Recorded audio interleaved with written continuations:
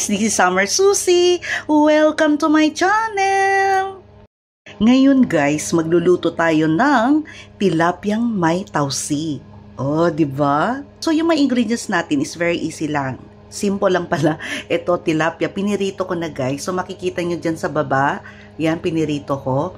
And then yung ating tausi, ayan. Pero hindi ko ilalagay itong lahat na sabaw kasi baka mamaya super pait na siya or super alat.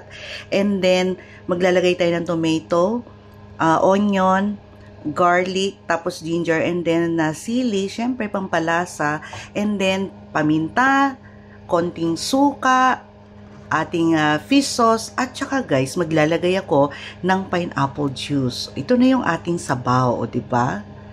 Para special. So guys, start na tayo. So nagpainit na ako ng oil, ayan. And then ilalagay ko na yung ating ginger. Always ang nauuna ko guys, ang ginger para mabango na siya. Tapos pag yung iba ayaw ng ginger, pwede niyong tanggalin kapag naging brown na to. And then the garlic.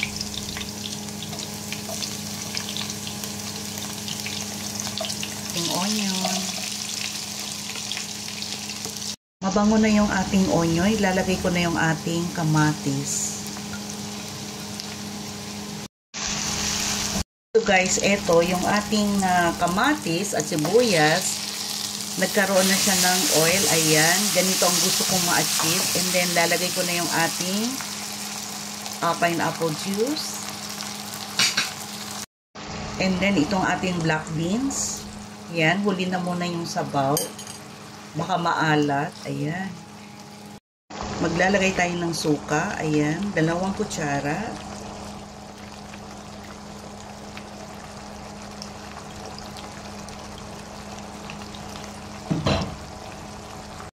One cup water.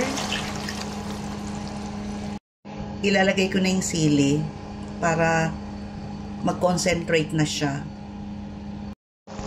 So guys, maglalagay ako ng 1 kutsarang yung sauce ng ating black beans. Ayan.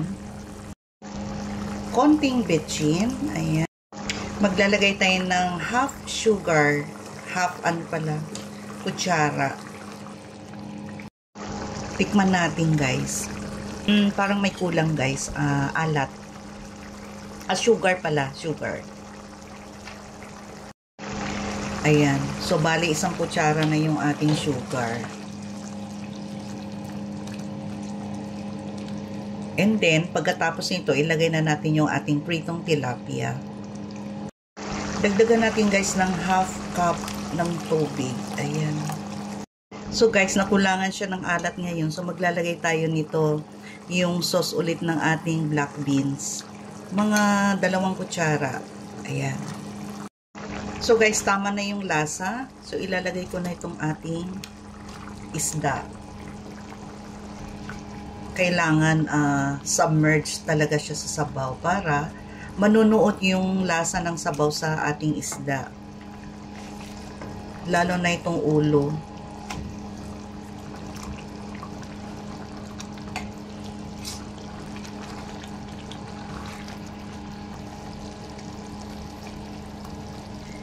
Pakuluan na lang natin guys for about 2 to 3 minutes. Guys, meron pa akong isang idadagdag. Lalagyan natin ng konting sesame oil. Ayan. Konti lang. Ayan guys, luto na yung ating tilapyang may black beans. Or yung napaka simpleng tawagin is tilapyang isda. O, diba guys? So guys, ano pang hinihintay ninyo? Gayahin nyo na itong aking simpleng recipe. O, diba? So guys, don't forget to like, share, and subscribe my YouTube channel, Summer Susie. Bye guys! See you in my next vlog. Bye!